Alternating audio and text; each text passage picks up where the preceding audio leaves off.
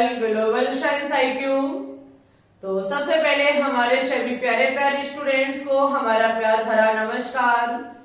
आज हम आपके लिए एल्कोहल, फिनॉल और ईथर का पार्ट 3 लेकर के आए हैं, जिसमें बात करेंगे एल्कोहल की रासायनिक गुणधर्म पर।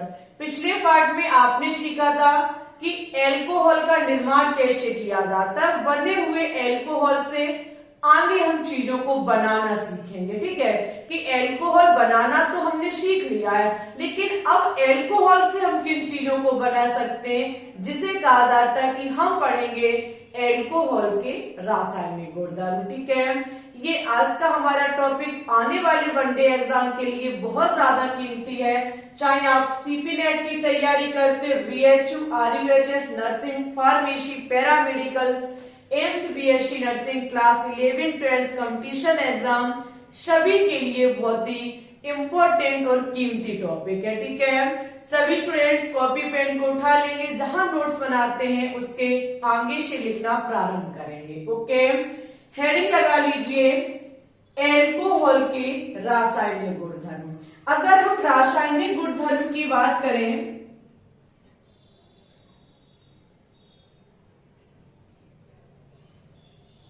रासायनिक गुणधर्म किसके? एल्कोहल के। ठीक है, एल्कोहल के रासायनिक गुणधर्म की अगर हम बात करें तो हम इनको 4 तरीके से पढ़ेंगे। 4 नहीं, 3 तरीके से। ठीक है, इनके जो हम एल्कोहल से किसी चीज को जो बनाना सीखेंगे, उनमें हम कुछ 4 नहीं 3 तरीके अपनाएंगे। 4 नहीं 3 तरीके अपनाएंगे। ठीक है, कितने तरीके अपनाएंगे? 3 तरीके अपनाएंगे, जिसमें पहला, दूसरा और हमारा तीसरा शामिल है। ठीक है, पहले में हमको क्या करना है? एल्कोहल हमारा क्या होता है? ROH। R का मतलब होता है, कार्बन का कोई भी समूह, और OH एल्कोहल से कहा जाता है। ठीक है, ये उसका क्रियात्मक समूह होता है OH। एल्कोहल हम इसमें जो देखेंगे वो होगा एल्कोहल में O व H के बंध टूटने से, H के बंध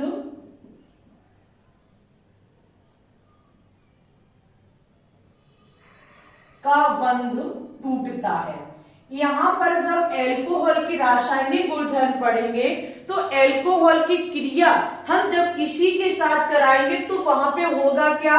एक तो काम ये होगा कि एल्कोहल में ऑक्सीजन और हाइड्रोजन का बंध टूटता है, या फिर यहां पर हम देखेंगे दूसरे नंबर पर कि ROH में R व O का बंध टूटता है। ठीक है,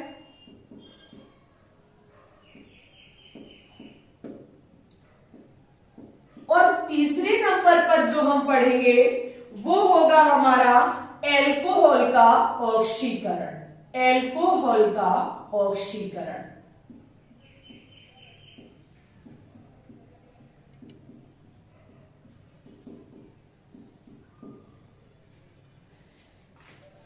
एल्कोहल के रासायनिक गुणधर्म में हम ये 3 चीजें पढ़ेंगे। पहला हमारा कि एल्कोहल ROH होता है, इसमें O व H का बंध टूटता है, या फिर जब हम एल्कोहल की क्रिया किसी के साथ कराते हैं तो R व O का बंध टूटता है, या फिर एल्कोहल का ऑक्सीकरण। ये तीनों तरीके से हम क्या काम करेंगे? एल्कोहल से किसी चीजों का निर्माण करना सीखेंगे। ठीक है, ये सभी आप छाप लेंगे। उसके बाद हम सबसे पहले देखेंगे ROH अभिक्रिया में O व H का बंध टूटना। ओके, इसको हम साफ करते हैं और सभी स्टूडेंट्स लिखेंगे, हेडिंग लगाएंगे। सबसे पहली हेडिंग है आपकी ROH की अभिक्रिया, जिसमें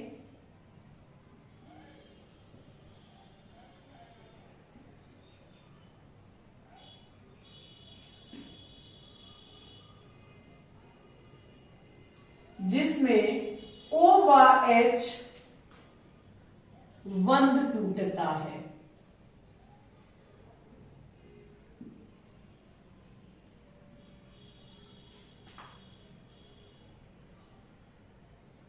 हम इसमें क्या पढ़ने जा रहे हैं? हम पढ़ने जा रहे हैं रासायनिक गुणधर्म में पहला तरीका, जो कि है हमारा ROH, यानी कि एल्कोहल की अपक्रिया, जिसमें हाइड्रोजन और ऑक्सीजन के बीच का बंध टूटता है। ठीक है, यहाँ पर आप इसमें जो पहली हेडिंग लगाएंगे वो सभी स्टूडेंट्स लगाएंगे। पहली हेडिंग हमारी होगी एल्कोहल का अम्लीय व्यवहार। इसको समझने में थोड़ा सा टाइम लगेगा। एल्कोहल का अम्लीय व्यवहार।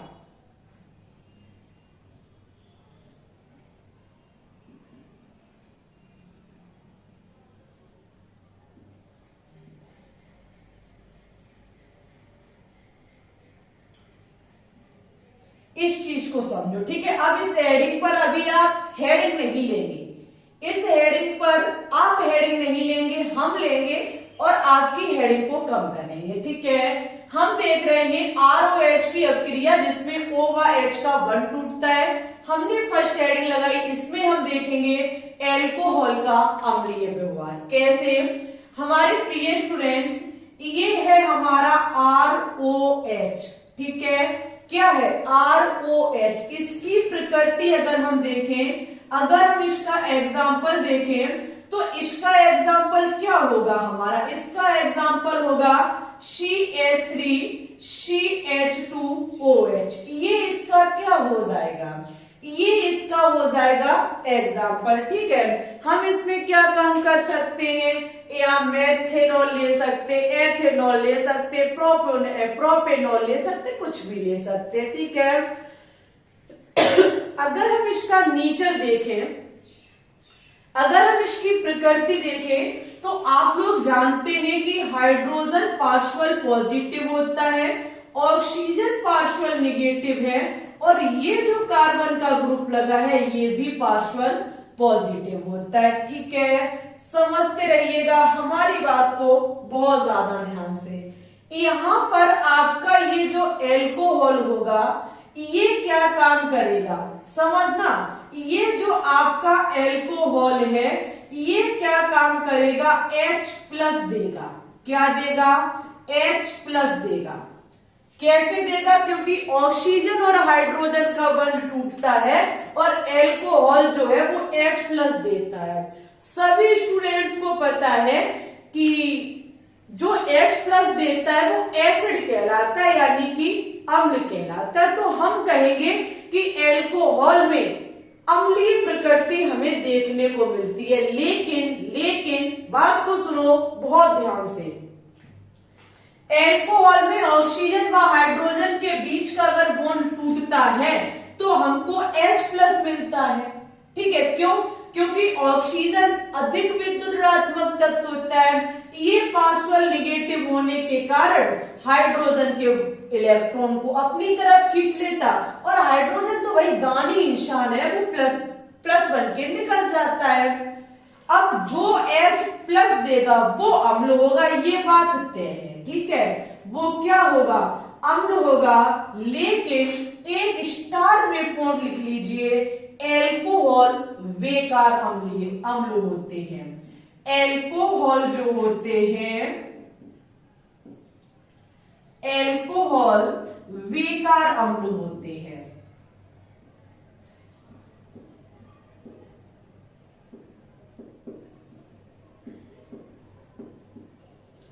हमने देखा कि एल्कोहल H+ देता है तो अम्लीय होना चाहिए, है अम्लीय, लेकिन एक बहुत ही घटिया अम्ल होता है।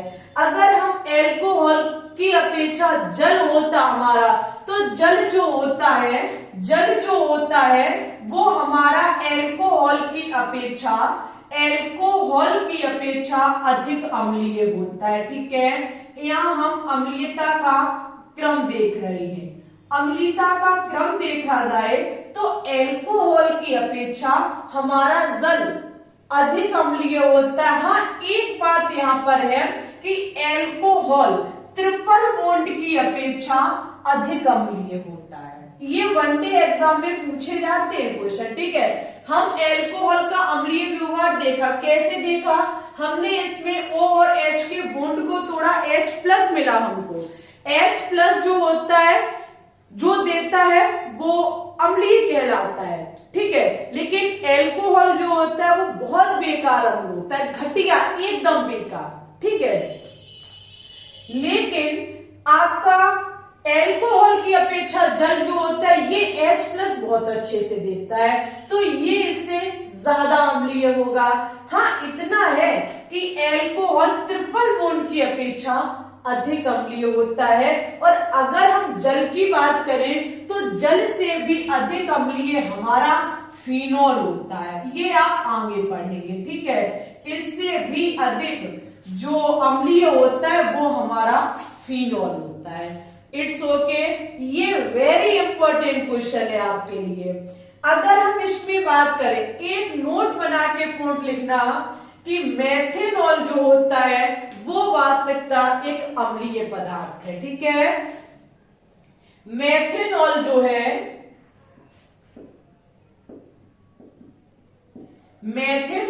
है, मेथेनॉल अच्छा अम्लीय होता है।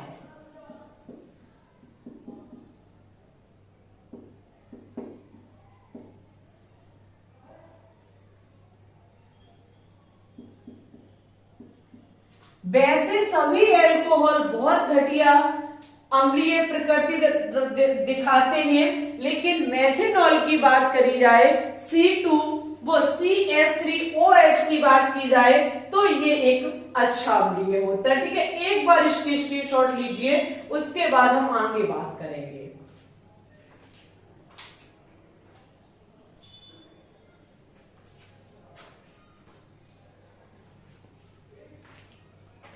ठीक है, समझ गए सभी स्टूडेंट्स। यहाँ पर है क्या कि वैसे तो आपके एल्कोहल बेकार होते हैं, लेकिन एल्कोहल के प्रथम सदस्य मेथेनॉल की बात की जाए तो ये एक अच्छा अम्लीय होता है। प्रश्न उठता है कि इसका कराने का क्या मतलब है, हमने ये चीज क्यों पढ़ी, यहाँ से हमको क्या मिलता है। तो यहाँ से वनडे एग्जाम में पूछे जाते हैं, आपको कुछ एल्कोहल दे दिए जाएंगे और पूछा जाएगा कि बताइए निम्न में से सबसे अम्लीय कौन सा है। तो अब इस सवाल को आप कैसे हल करेंगे वो चीज हम आपके सामने रखेंगे। एक बार इसकी स्क्रीनशॉट लेके हमारे हिसाब से जहां तक आपको हो सकता है आप लोग कॉपी में नोट डाउन किया करें, ठीक है। कॉपी में नोट डाउन किया करें, ऐसे काम नहीं चलेगा। स्क्रीनशॉट ले लेके फॉर्म फिल कर लेना, लेकिन होगा कुछ नहीं, ठीक है। आप यहां पर देखेंगे क्वेश्चन है कि निम्न में से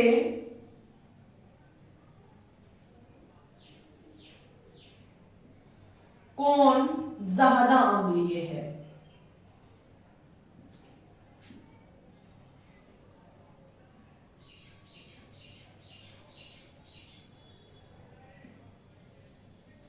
ठीक है, ये है आज का हमारा प्रश्न। कौन कौन आपके सामने है। पहला है CH3OH, ठीक है। सेकंड नंबर पे है आपका CH3OH। थर्ड नंबर पर आपके सामने है HCCH3HOH, ठीक है।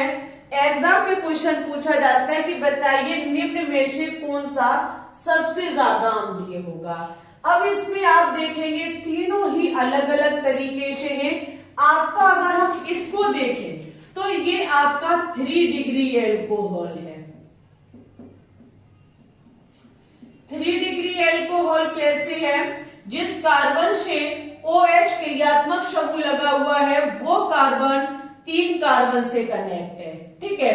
तो ये 3 डिग्री होगा। यहाँ पर जिस कार्बन से OH लगा हुआ है वो कार्बन 2 कार्बन से कनेक्ट है, तो ये हमारा 2 डिग्री एल्कोहल होगा। तो ये हमारा 2 डिग्री एल्कोहल होगा। जिस कार्बन से OH एल्कोहल समूह लगा हुआ है वो 1 कार्बन से कनेक्ट है, तो ये 1st डिग्री एल्कोहल होगा। कैसा होगा, फर्स्ट डिग्री एल्कोहल होगा। ठीक है, अब यहां पर आप लोग क्या काम करें, इन एल्कोहल में से H+ निकाल दें। ठीक है, क्या काम करें, H+ निकाल दें। समझना, अगर हम यहां से H+ निकालते हैं तो यहाँ पे देखो हमको कैसी स्थिति प्राप्त होगी। यहां से H+ निकलेगा, H+ निकलेगा, O- बनेगा। ठीक है, सेकंड, ये फर्स्ट था, सेकंड में भी हम ऐसा ही करेंगे। यहां से भी हमारा H+ निकलेगा, तीसरे नंबर से भी हमारा H+ निकलेगा OH वाले से, ये भी ध्यान रखना। ठीक है, ये यहां से निकल जाएगा।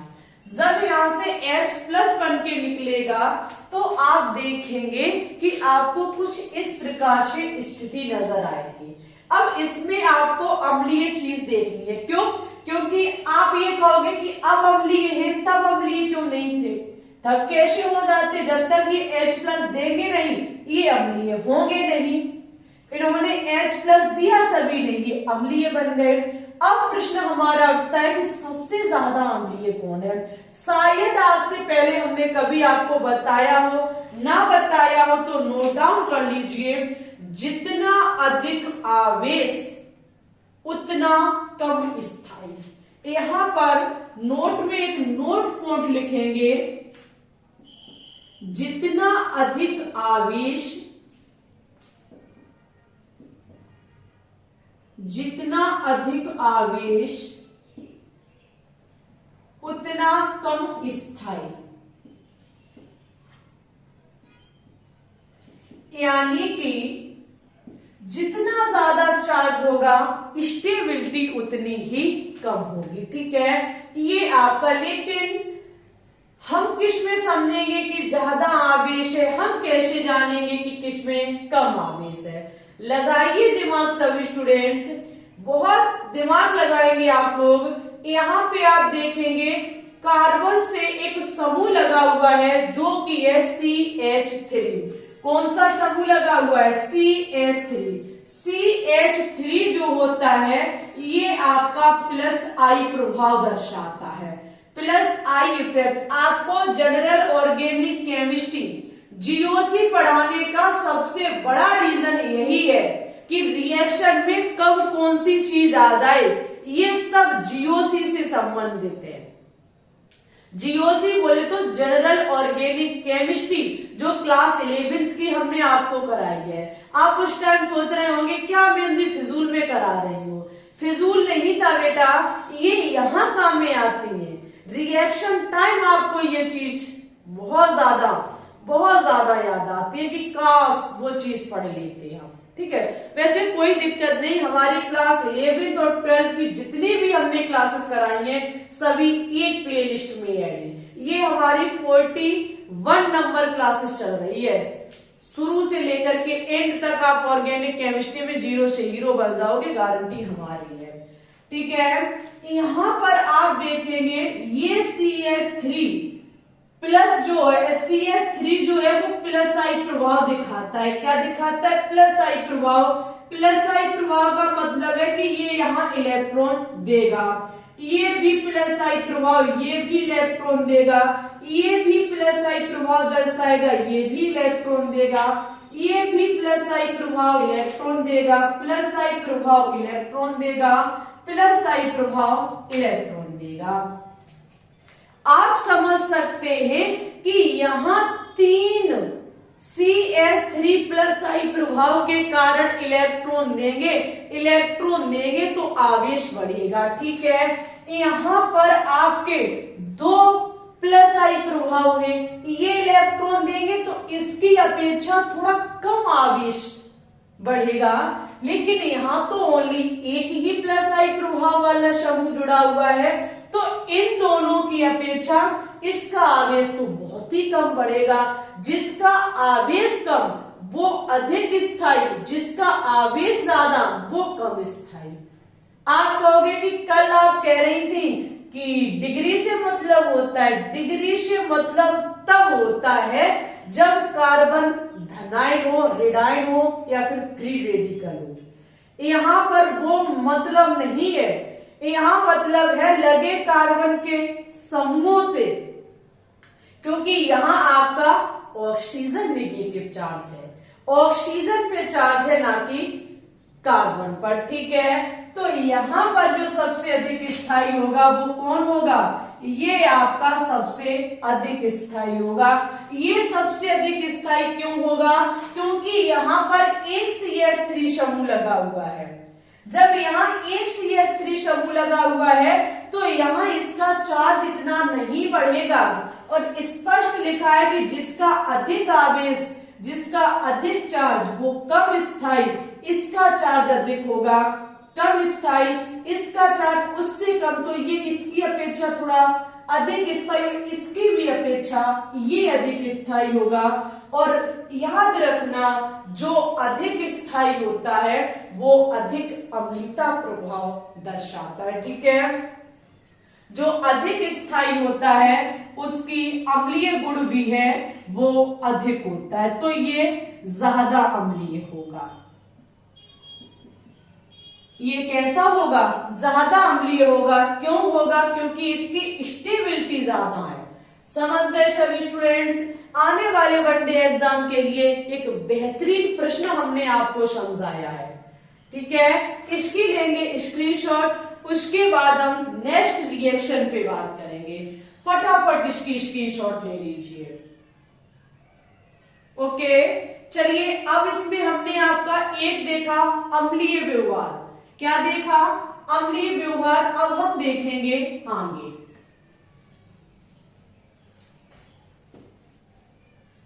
एक एक चीज नोट डाउन करते रहिएगा। ठीक है, सभी चीजें आपके लिए बहुत ज्यादा इंपॉर्टेंट है।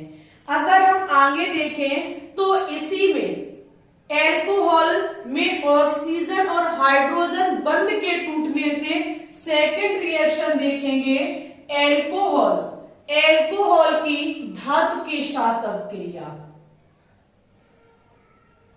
एल्कोहल की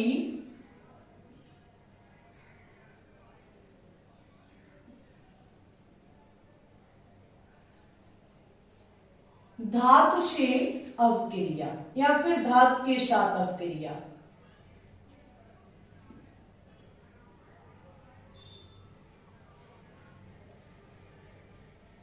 अगर हम यहाँ धातुओं की बात करें तो सोडियम ले सकते, पोटेशियम ले सकते, मैग्नीशियम ले सकते, कैल्शियम ले सकते। ठीक है, एल्कोहल का मतलब क्या होता है?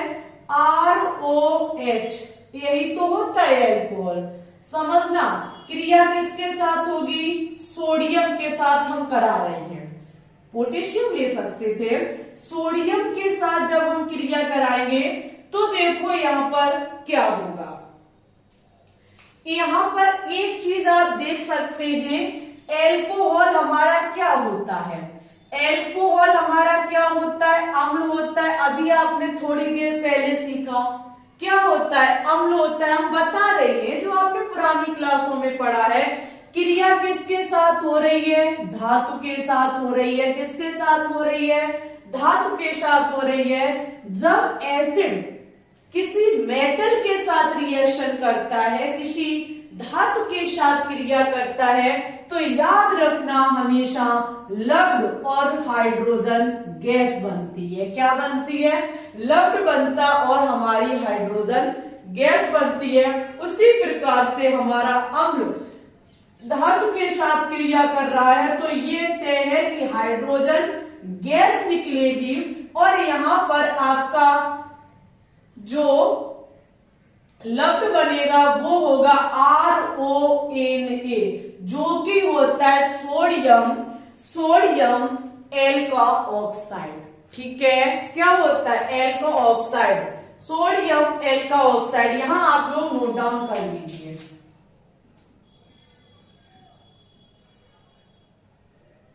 Sodium एल्को oxide.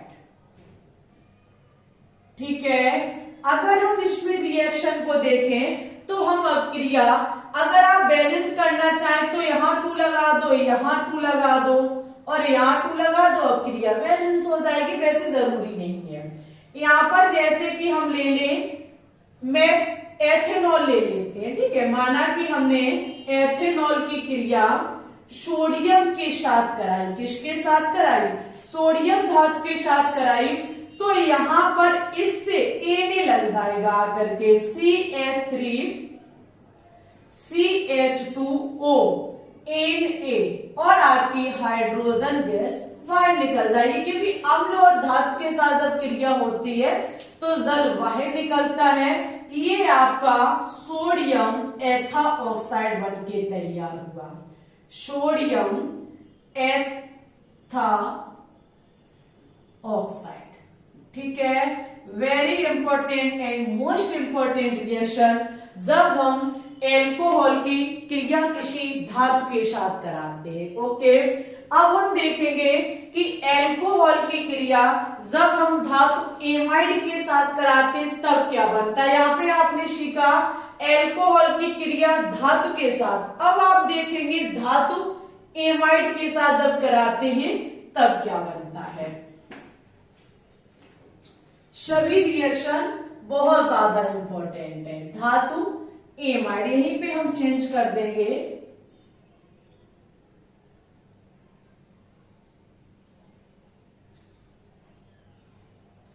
जब हम क्या काम करते हैं, एल्कोहल की क्रिया धातु एमाइड के साथ कराते हैं। धातु एमाइड के साथ अब क्रिया,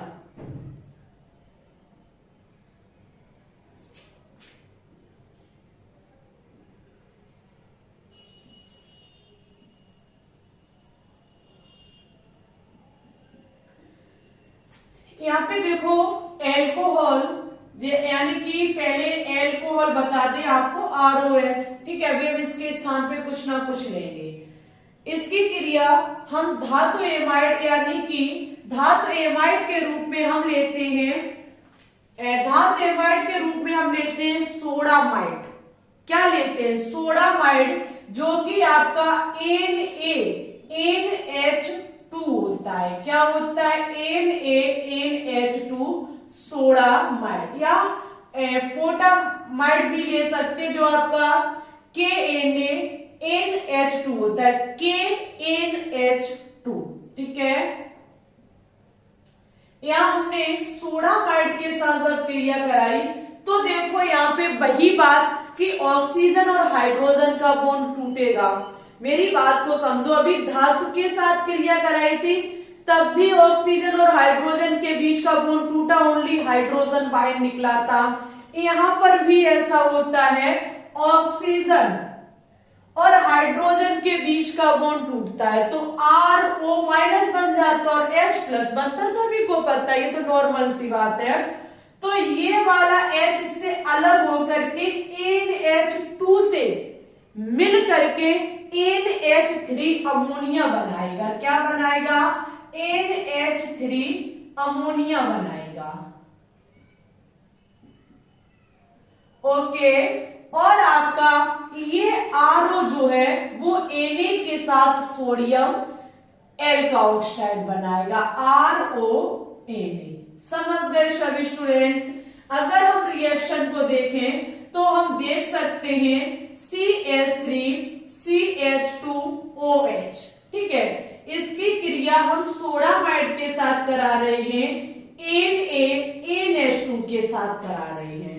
तो यहाँ पर होगा क्या? एक हाइड्रोजन अमोनिया बनाएगी जाकर के NH2 से जुड़ करके, और ये RO वाला जो पार्ट है CH3CH2O वो सोडियम आकर के इससे जुड़ जाएगी। तो आपका CH3CH2O Na बनेगा और NH3 अमोनिया बाहर निकल जाएगी। फिर आपका सोडियम एथा ऑक्साइड बनके तैयार हो गया, ठीक है। समझ गए सभी हमारे स्टूडेंट्स कि हम जब एल्कोहल की क्रिया धातु एमाइड के साथ कराते हैं तो किसका निर्माण होता है, ठीक है। चलिए अब हम इसमें देखेंगे, इसमें जो हमारी नेक्स्ट रिएक्शन होगी वो है एल्कोहल की क्रिया प्रबल क्षार के साथ कराने पर। चौथे नंबर की हेडिंग है एल्कोहल की क्रिया एल्कोहल की प्रबल क्षार से अवक्रिया, यानी कि स्ट्रॉन्ग बेस से रिएक्शन। देखो एल्कोहल प्रबल क्षार से क्रिया करेगा तो एक पॉइंट याद रखना कि यहां पर जो एल्कोहल होगा वो ओनली ऑन मेथेनॉल होगा। मेथेनॉल के अलावा अगर हम किसी के साथ रिएक्शन कराते हैं तो वो सबसे बड़ी बात है कि वो अच्छे अम्ल ही नहीं है।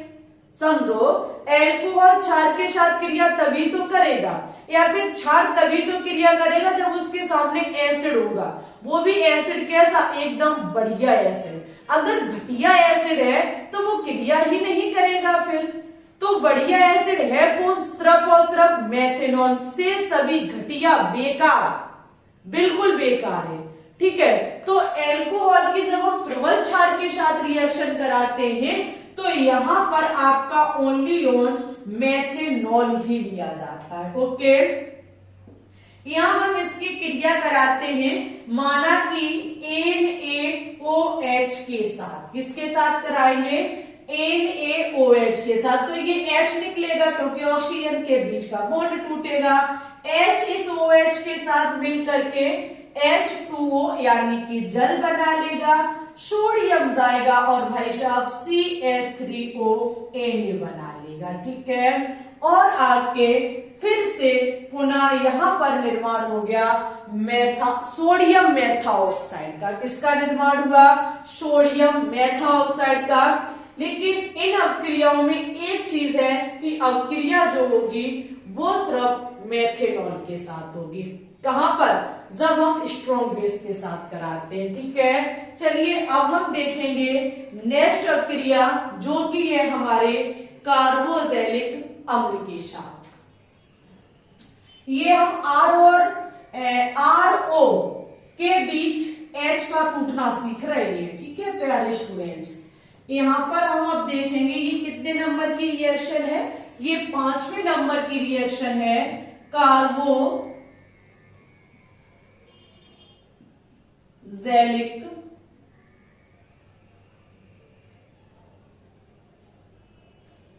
अम्ल के साथ अभिक्रिया, किसकी, एल्कोहल की।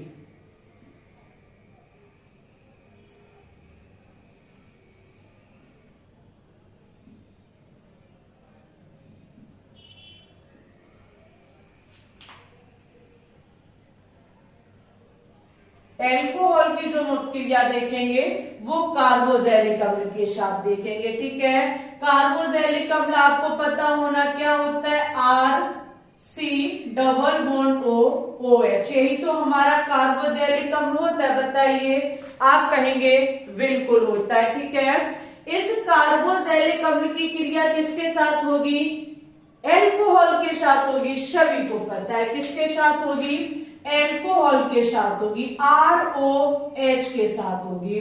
तो यहां पर देखो क्या होगा, ये H जाएगा क्योंकि ऑक्सीजन और हाइड्रोजन के बीच का बॉन्ड टूटेगा। H जाएगा इस OH के साथ मिल करके जल बनाएगा। क्या बनाएगा, आपका जल बनाएगा। ये R जाएगा इस O के पास जाकर के जुड़ जाएगा। हम इसे R डैश मान लेते हैं। ठीक है, क्योंकि सेम दो हैं। तो ये आपका RC double bond O single bond OR dash बनेगा। कल की अगर आपको क्लास याद हो तो आप कहेंगे ये आपका एस्टर बन गया। क्या बन गया, एस्टर बन गया। कार्बोक्सिलिक अम्ल की क्रिया जब हम एल्कोहल के साथ कराते हैं तो एस्टर का निर्माण होता है। एस्टर आपका होता है R single bond C double bond O single bond OR dash. ठीक है, यहां पर जब हम इसका एग्जाम्पल आपको दिखाएंगे तो जैसे कि हमने लिया CH3 C double bond O OH। ठीक है, यहां पे हमने इसकी क्रिया करा दी CH3OH के साथ। ठीक है, CH3OH के साथ रिएक्शन करा दी, ऑक्सीजन हाइड्रोजन का बॉन्ड टूटेगा, यहाँ ये जाकर के जल बना लेगा। क्या बना लेगा? जल बना लेगा। और ये आपका CH3 C double bond O, ये आपका CH3 इस O के पास आकर के जुड़ जाएगा। ये आपका एस्टर बन के तैयार हो गया। ठीक है, देखो ध्यान से, एस्टर ही है, कल हमने आपको एस्टर सिखाया था। समझ गए सभी स्टूडेंट्स? ये 5 रिएक्शन है हमारे, जब एल्कोहल में O और H के बीच का बॉन्ड टूटता है तब किसका निर्माण होता है। अब हम जो देखेंगे वो होगा कि एल्कोहल में से R और O के बीच का बॉन्ड टूटता है तब किसका निर्माण होता है। ये 5 रिएक्शन आप याद रखेंगे जो कैसे होती है, किसके थ्रू होती है। ओके, सभी स्टूडेंट्स एक बार इसकी स्क्रीनशॉट लेंगे। अब हम सेकेंड नंबर पे पढ़ेंगे कि ROH की अभिक्रिया जिसमें R व O के बीच का बॉन्ड टूटता है। अभी आपने जो बंद टूटना देखा, 5 रिएक्शन जो आपने पढ़ी थी वो आपकी थी जब ROH में से O और H का बॉन्ड टूटा था। वो 5 रिएक्शन अगर आपने हेडिंग से याद कर ली कि किससे अभिक्रिया कब होती है तब क्या होता है, तो आपके लिए अभिक्रिया बहुत ज्यादा इजी हो जाएगी। ठीक है, वो हेडिंग याद आप रखना कि किसके साथ जब हम अभिक्रिया कराते हैं तब हमारा O और H के बीच का बॉन्ड टूटता है। अब जो आप पढ़ेंगे उसकी भी आप हेडिंग याद रखना कि किसके साथ अभिक्रिया कराने पर R और O के बीच का बॉन्ड टूटता है। ओके, इसमें हम पहली अभिक्रिया देखेंगे हाइड्रोजन हैलाइड के साथ। किसके साथ? हाइड्रोजन हैलाइड के साथ अभिक्रिया।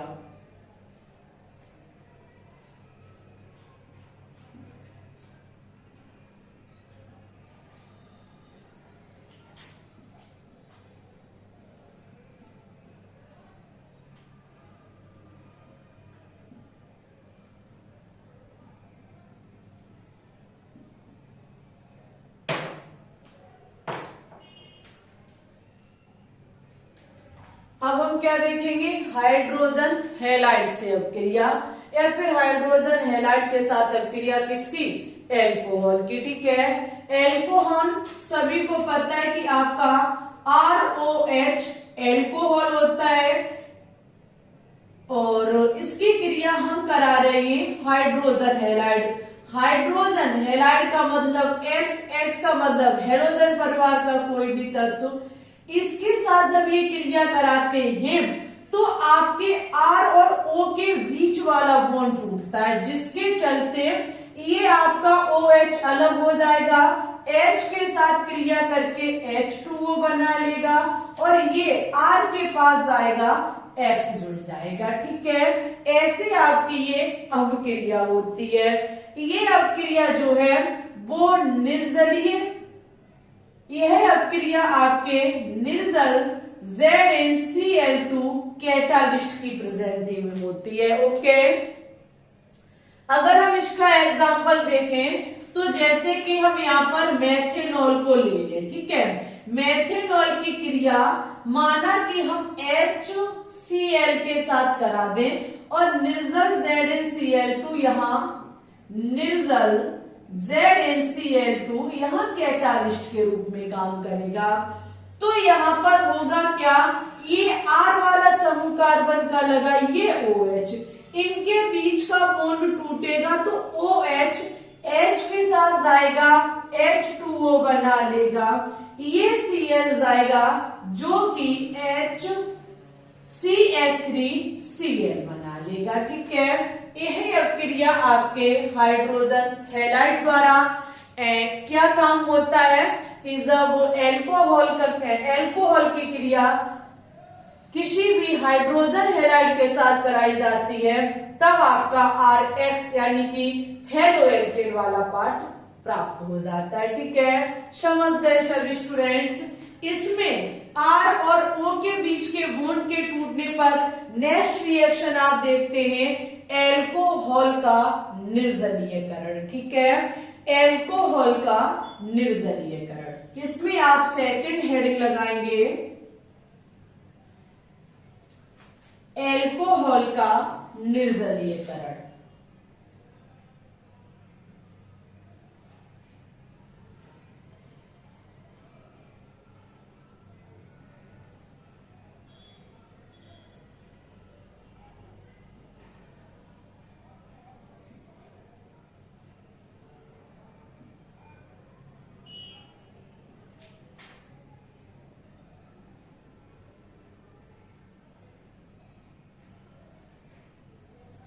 क्या देखेंगे, एल्कोहल का निर्जलीयकरण। यहाँ पे एल्कोहल का निर्जलीयकरण का मतलब है कि एल्कोहल में से जल निकलेगा। निर्जलीयकरण का मतलब होता है जल का निकलना। तो यहाँ पर ऐसा कोई एल्कोहल ले, कोई भी एल्कोहल ले, ऐसा वैसा क्या, कोई भी एल्कोहल हो, उसमें से आपका क्या निकलेगा, जल निकलेगा। ठीक है, उसमें से आपका जल निकलेगा। माना कि यहाँ पर मेथेनॉल नहीं हम ले सकते हैं, डायरेक्ट हम लेंगे एथेनॉल। ठीक है, एथेनॉल यानी कि CH3CH2OH, ये आपका होता है एथेनॉल। मेथेनॉल क्यों नहीं ले सकते, आप यहां से समझ सकते हैं।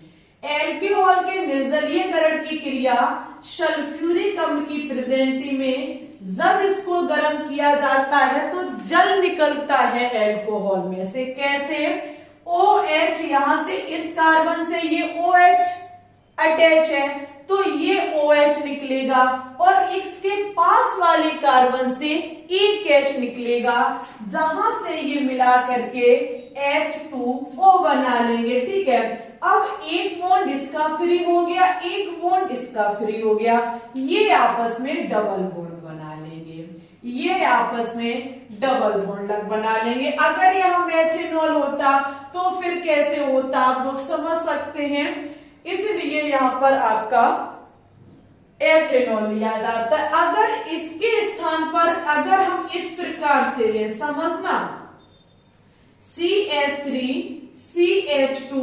CHOH CH3, समझना मेरे प्यारे स्टूडेंट्स, इस अभिक्रिया को बहुत ध्यान से समझना। यहां लिया हमने फर्स्ट डिग्री, और अगर हम ले ले सेकेंड डिग्री एल्कोहल और निर्जलीयकरण की अभिक्रिया करा दे तो क्या होगा। ठीक है, यानी कि अभिक्रिया आपकी सल्फ्यूरिक अम्ल की प्रेजेंटी में ही होगी। इस डेल्टा का मतलब होता है गर्म करना। ओके, तो यहाँ पर पहला प्रश्न उठता है कि इट्स ओके, हम OH निकालेंगे। क्या निकालेंगे, OH निकालेंगे। अब आपने कहा था कि जिस कार्बन से OH निकाले उसके पास वाले कार्बन से हाइड्रोजन निकालने। अब डियर स्टूडेंट्स, हाइड्रोजन इस पास वाले कार्बन से निकाले या फिर इस वाले कार्बन से निकाले। क्यों ना कुछ ऐसा किया जाए कि कुछ नया खेल हो जाए। तो यहाँ पर हम दोनों से निकालेंगे, तब देखते हैं क्या होता है। CH3 CH2 CH, यहां से हमने OH निकाला, यहां से हमने हाइड्रोजन निकाली, बॉन्ड फ्री हुआ, दोनों में डबल बॉन्ड, एक से OH दूसरे से हाइड्रोजन मिला करके जल बना। ये ऑप्शन 1 था। अगर हम सेकंड ऑप्शन में यही आपका एल्कोहल लिया जाए, यही आपका एल्कोहल लिया जाए, सल्फ्यूरिक अम्ल की प्रेजेंटी में इसको गर्म किया जाए। ठीक है, सल्फ्यूरिक अम्ल की प्रेजेंटी में इसको गर्म किया जाए तो यहां से निकाले OH, अब इस वाले कार्बन से हाइड्रोजन निकाले तो आपकी स्थिति कुछ इस प्रकार से होगी। ठीक है, आपका जो नया उत्पाद बनेगा वो कुछ इस प्रकार से बनेगा। सबसे बड़ा प्रश्न कि यहां से निकाले या यहां से हाइड्रोजन निकाले। अब देखो प्यारे स्टूडेंट्स, जो आपकी दीक्षा में लगातार आपसे चिल्लाती आ रही हैं कि पढ़ लो पढ़ लो पढ़ लो, क्या GOC पढ़ लो, जनरल ऑर्गेनिक केमिस्ट्री पढ़ लो, क्योंकि जनरल ऑर्गेनिक केमिस्ट्री में ही ये सारी चीजें समझ में आती हैं कि ये बनेगा ये बनेगा। कैसे बनेगा, हमने आपको पढ़ाया अति संयुग्मन संरचनाएं। अति संयुग्मन संरचनाएं जहां पे हम देखते हैं कि किस कार्बन पर मुसीबत है। आप देखेंगे जहां डबल बॉन्ड होता है, जिस कार्बन पर प्लस होता है, जिस कार्बन पर लोन पेयर होता है, जिस पर फ्री रेडिकल होता है, वो कार्बन हमारे प्रॉब्लम वाले कार्बन माने जाते हैं। तो इन कार्बनों पर प्रॉब्लम है जिनके बीच डबल बॉन्ड है, ठीक है। इनके पास वाले कार्बन को अल्फा कार्बन कहा जाता है, अल्फा कार्बन के पास वाले को बीटा कार्बन कहा जाता है। हमें बीटा ईटा से मतलब नहीं, हमें अल्फा से मतलब है। यहाँ पर अल्फा कार्बन देखेंगे तो कितने हैं, 1 है। अल्फा कार्बन से लगे हाइड्रोजन अल्फा हाइड्रोजन होते हैं, जैसे मिस्टर वर्मा की वाइफ मिसिस वर्मा होती है, वैसे ही अल्फा कार्बन से लगा हाइड्रोजन अल्फा हाइड्रोजन होता है, ठीक है। यहाँ पर अल्फा हाइड्रोजन की संख्या कितनी है, 2 है। यहाँ देखेंगे ये रहे मुसीबत के कार्बन, इनके पास वाले कार्बन अल्फा कार्बन, यहाँ इसके पास कोई कार्बन नहीं था। यहाँ अल्फा कार्बन की संख्या देखेंगे 2 है, इनसे लगे hydrogen alpha hydrogen, alpha hydrogen की संख्या 3 इधर 3 इधर मिला के कितनी हो गई, 6, यानी कि 6। और हमारे प्रिय स्टूडेंट्स, हमने आपसे कहा था कि जितनी अधिक अल्फा हाइड्रोजन होंगी अतिसंयुग्मन संरचनाएं उतनी ही अधिक होंगी, और अतिसंयुग्मन संरचनाएं जिसमें अधिक होंगी वो यौगिक उतना ही स्थायी होगा, उसकी स्टेबिलिटी उतनी ही अधिक होगी। यहाँ अतिसंयुग्मन संरचनाएं कितनी है, अतिसंयुग्मन संरचनाएं आपकी 6 निकलेंगी, अतिसंयुग्मन संरचनाएं 6 निकलेंगी, जिसके चलते ये आपका अधिक स्थायी होगा। यहां अगर देखा जाए तो अतिसंयुग्मन संरचनाएं 2 हैं, इसके चलते ये आपका कम स्थायी होगा, ठीक है। अच्छा, स्थायी आपको बनाना जो अधिक हो या फिर कम हो, जो अधिक हो वो मुझे चाहिए, तो यहाँ पर ये बन नहीं सकता, आपकी ये रिएक्शन होगी, ठीक है। कौन सी रिएक्शन होगी, वो ये होगी। ये चीज आपको पता होनी चाहिए, वनडे एग्जाम में रिएक्शन फंसा देंगी आपको, ठीक है। अगर ये समझ गए तो एक बार वीडियो को लाइक कर दीजिए, आपके लाइक से हम आगे वाली क्लासों पर फिदा हो जाते हैं, उन्हें बनाने के लिए हमारे अंदर एकदम ऊर्जा जागृत हो जाती है, ठीक है। अगर इनसे संबंधित क्वेश्चंस पाना चाहते हैं, इनको पता करना चाहते हैं कि वनडे एग्जाम में कैसे क्वेश्चंस पूछे जाते हैं, तो आइए सुबह 6 बजे लाइव, जिसमें हम चला रहे क्लास 11th का mock test. Class 11th mock test जैसे ही खत्म होता है, हम class 12th mock test start कर देंगे ऑर्गेनिक केमिस्ट्री का, ठीक है। ये हमारा क्लास 12 का 2nd चैप्टर चल रहा है। अब हमके 3 चैप्टर और कराइए, बस 3 चैप्टर करा देंगे। ऑर्गेनिक केमिस्ट्री क्लास 11th की फिनिश, क्लास 12th की फिनिश, फिर कराएंगे धुआंधार तरीके से क्वेश्चंस, ठीक है। तो पहले आप लोग क्या काम करें, अगर हमारी माने तो सुबह 6 बजे लाइव आए।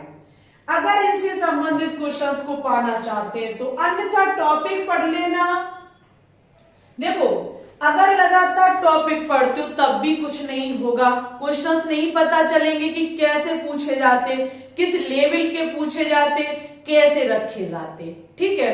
अगर लगातार क्वेश्चंस करेंगे तो तरीका नहीं पता चलेगा जब तक टॉपिक नहीं पढ़ेंगे कि क्वेश्चंस कैसे होंगे, क्या इसमें मेथड लगा, किस विधि का इन्होंने यूज किया, कौन सी विधि कैसे टपक पड़ी आकर के, ये चीजें भैया तभी पता चलेंगी जब आप हमारे टॉपिक, हमारे क्या किसी के भी पढ़ लेंगे। जहां हम बहुत मेहनत के साथ क्लास 11th की ऑर्गेनिक केमिस्ट्री को फिनिश करा चुके हैं और उसी मेहनत के साथ क्लास 12th की ऑर्गेनिक केमिस्ट्री करा रहे। Target CP-NET, VHU, RUHS, nursing, pharmacy, paramedical, AIIMS, BSc nursing, इन सभी वनडे एग्जाम को टारगेट रखते हुए ये क्लासेस हम चला रहे हैं। और फिर अगर कोई भी विद्यार्थी पढ़ ले तो ना खुश होकर के नहीं जाएगा, गारंटी हमारी है। इस क्लास को पढ़ने के बाद आप हैप्पी होकर के जाएंगे। सच्ची सच्ची बताना, आपको अम्मा कसम है, जो विद्यार्थी हमारे क्लास को देख रहे हैं, कितने स्टूडेंट्स खुश होकर के जाते हैं। खुश होकर के नहीं जाते, अगर निराश होकर के जाते हो, समझ में नहीं आता, तब भी कमेंट करके हमें बताना कि हम खुश नहीं होते, आप बेहतरीन नहीं समझाते। हम तरीका बदले देंगे लेकिन आपको समझाएंगे। बताना कमेंट बॉक्स में कि कितने विद्यार्थी हमारी क्लास को देखने के बाद खुश हो जाते हैं कि हाँ, हम कुछ यहाँ से प्राप्त कर सकते, हमें कुछ सीखने को मिलता है। करना कमेंट। आज दिन तक आपने हमारी क्लास पर कभी कमेंट ना किया हो, आपसे हाथ जोड़ करके रिक्वेस्ट है कि आज के इस वीडियो पर कमेंट जरूर करना, हम भी जाने कि कितने विद्यार्थी हमसे जुड़े हुए हैं। बहुत सारे स्टूडेंट्स क्लास को देखते हैं लेकिन कमेंट सब नहीं करते। आज आपसे हमारी रिक्वेस्ट है, बहुत दिल के साथ रिक्वेस्ट है कि आज कमेंट करना और हमें बताना कि हाँ, हम आपकी क्लास को देखते हैं, ठीक है। और मुझे समझ में भी आती है या नहीं आती है, आपको जैसा लगे, आप उल्टा सीधा अच्छा बुरा जो भी आपको लगे आप कमेंट करना, ठीक है। बस आपसे हमारी रिक्वेस्ट है। चलिए, यहाँ पर हमने अब सीखा ROH की उपस्थिति, जहां पे हमने देखा R और O के बीच का बॉन्ड टूटता है। अब हमारी तीसरी नंबर रिएक्शन है एल्कोहल का ऑक्सीकरण, ठीक है। करते हैं इसको साफ, आगे बात करेंगे, जो कि नेक्स्ट और लास्ट रिएक्शन है हमारी एल्कोहल का ऑक्सीकरण। एल्कोहल हमारा टॉपिक आज यहाँ पर फिनिश हो गया। एल्कोहल हमने एक मैराथन 1 घंटे की क्लास बना के आपको प्रोवाइड किया, निर्माण, और 1 घंटे से ज्यादा की ये क्लास हो गई। 2 क्लासों में हमने फिनिश कर दिया। अब आपका फिनोल और ईथर इतना लॉन्ग नहीं है, वो थोड़े छोटे छोटे क्लासों में हो जाएंगे, ओके। हेडिंग लगाएंगे सभी स्टूडेंट्स, एल्कोहल का ऑक्सीकरण, ये तीसरी नंबर है। साफ कर दें, सही से लिख दें।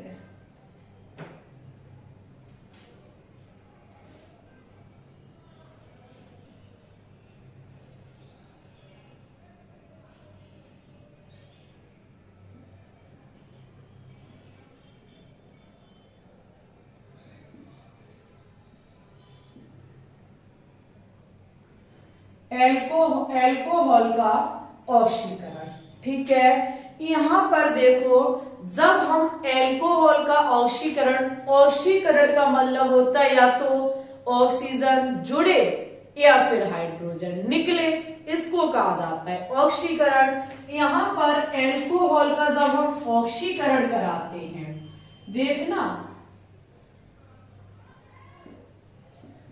एल्कोहल का जब हम ऑक्सीकरण कराते हैं तो हमको 2 चीजें प्राप्त होती है, या तो हमारा एल्डिहाइड बनेगा, या तो हमारा एल्डिहाइड बनता है, या फिर हमारा कीटोन बनता है। या आपका क्या बनेगा, या आपका बनेगा या हमारा बनेगा, बनेगा 2 लोगों का, ये और किसी का नहीं बनेगा, ठीक है,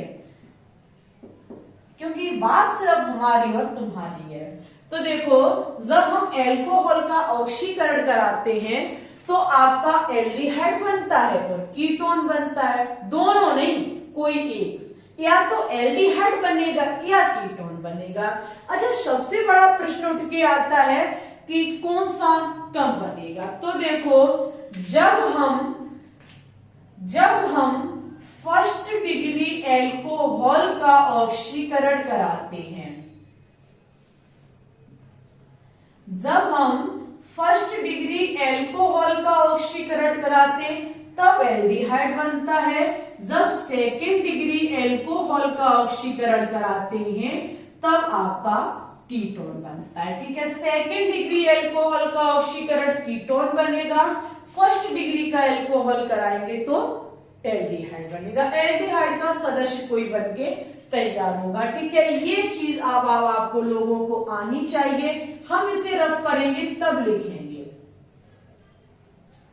यहां कैसे लिखेंगे, सबसे पहला पॉइंट है कि प्राथमिक एल्कोहल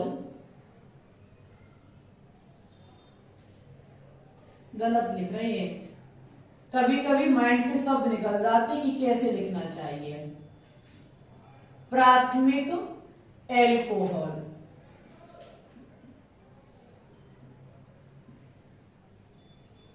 यानी कि फर्स्ट डिग्री एल्कोहल। ठीक है, फर्स्ट डिग्री एल्कोहल के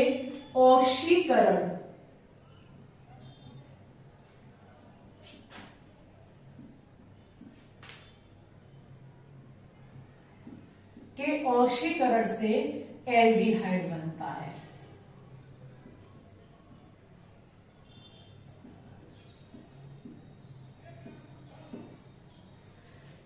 यहां देखेंगे आपका कैसे बनेगा, यानी कि जैसे कि हम एथेनॉल लेते हैं CH3CH2OH, ठीक है, इसका हमने कराया ऑक्सीकरण। क्या कराया?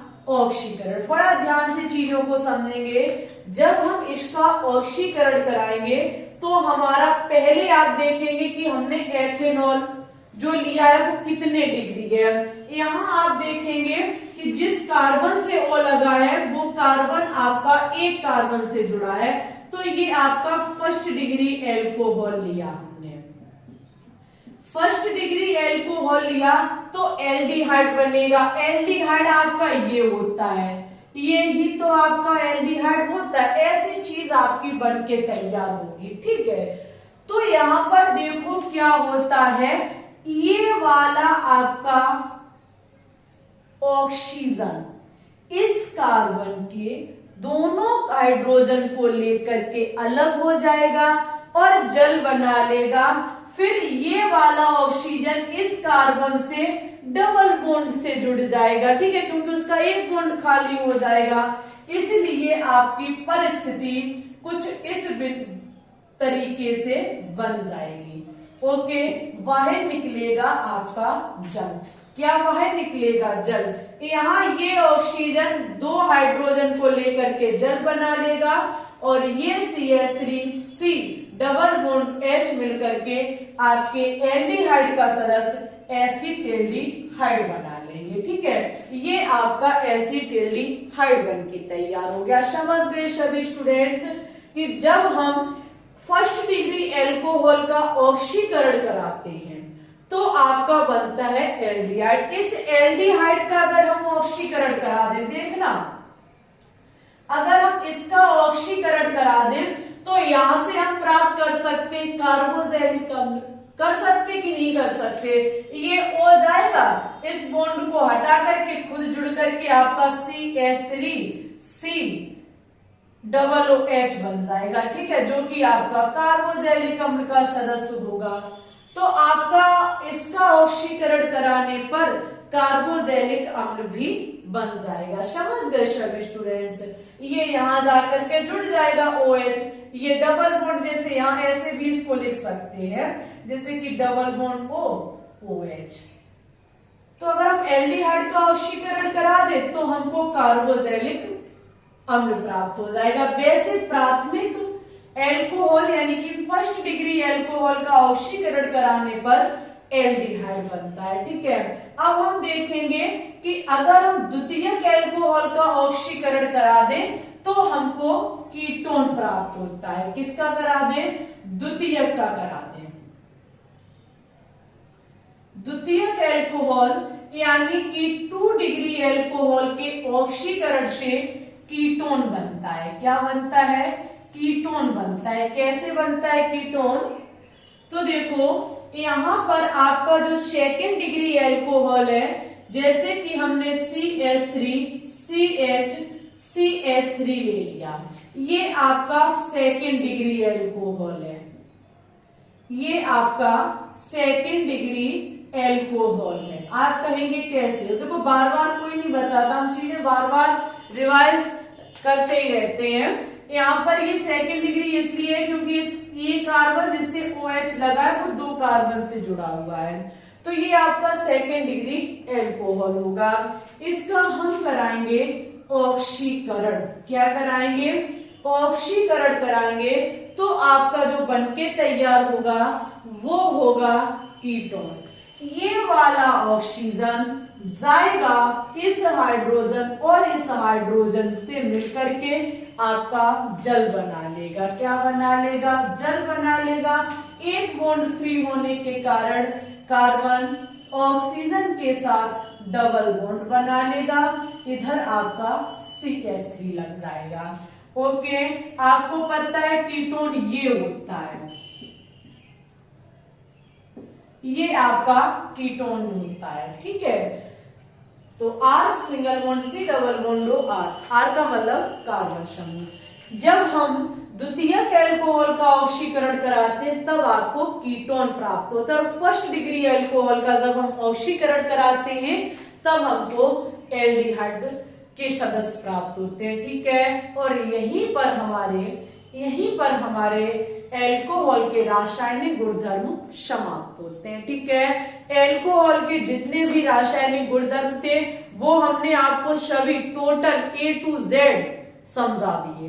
अब इसके अलावा आपको कोई ऐसा रासायनिक गुणधर्म नहीं है जो आने वाले एग्जाम के लिए इम्पोर्टेंट है। अगर होगा तो वो हम मॉक टेस्ट में करा देंगे। बाई चांस कोई चीज छूट जाती है तो वो हम मॉक टेस्ट में डिफाइन करा देते हैं। ठीक है, तो मॉक टेस्ट हमारे डेली सुबह 6 बजे चलते हैं। और अगर आप लोग नहीं जानते हैं कि कैसे हम नहीं जुड़ पाए, तो हमने नहीं जाना तो आप हमारे टेलीग्राम चैनल से ज्वाइन हो जाइए। जैसे ही हम कोई न्यू क्लास अपलोड करते हैं, कुछ टाइम इधर से उधर करते हैं, नहीं डालते क्लास, कोई भी रीजन है, तो ये सब सूचना हम आपको टेलीग्राम पर देते हैं। PDF भी वहां सेंड करते हैं। तो अगर आप PDF पाना चाहते हैं तो global science IQ Telegram channel से ज्वाइन हो जाइए, आपको हर एक चीज प्रोवाइड कराई जाएगी। ठीक है, टाइम से आपकी हम क्लासेस चला रही हैं, टाइम से आप लोग अटेंड करते रहिए। इसी के साथ आज की इस वीडियो को आप ज्यादा से ज्यादा अपने दोस्तों के साथ शेयर करें, अच्छी लगी हो तो लाइक करें, चैनल पे न्यू है तो चैनल को भी सब्सक्राइब कर लें। ठीक है, अगर आपके मन में किसी भी प्रकार का कोई भी डाउट है, चीजें समझ में नहीं आ रही हैं, तो छोड़िए कमेंट बॉक्स में अपना कमेंट, हम आपके कमेंट को रिप्लाई भी करेंगे, और नहीं तो किसी स्पेशल वीडियो में समझा देंगे। ओके, और कमेंट जरूर करना सभी स्टूडेंट्स। आपसे निवेदन है हमारा कि आपको क्लासें कैसी लगती हैं, चीजें कितनी समझ में आती हैं। ओके, आज के लिए बस इतना ही रखते हैं। अपना ख्याल रखना, अच्छे से पढ़ना, आगे बढ़ना। कहीं भी कोई भी प्रॉब्लम हो टॉपिक से संबंधित केमिस्ट्री में तो आप हमसे शेयर करना, हम आपकी हेल्प जरूर करेंगे। ओके, आज के लिए बस इतना ही रखते हैं। पढ़ो, आगे बढ़ो, अपना ख्याल रखो।